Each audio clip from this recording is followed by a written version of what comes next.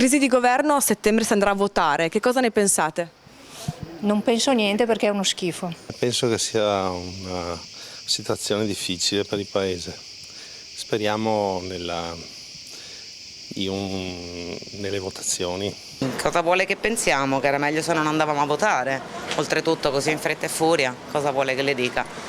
C'è una situazione politica talmente complessa, partiti che si rimescolano, insomma voglio vedere cosa combinano a settembre adesso, visto che sono tanto contenti, soprattutto la Meloni. Guardi, io non ho parole, purtroppo chi ci rimette siamo sempre noi cittadini e speriamo in qualcosa di buono. Molto critica, no? Più che altro ci sono anche dei fattori economici da guerra, quelle robe lì che vanno a influire negativamente. Peggio di così penso che non si possa andare, è una vergogna. Non era il momento? No, sicuramente non era il momento, si poteva aspettare qualche mese, tanto si sarebbe andati alle elezioni. Sono capricci proprio dei nostri politici.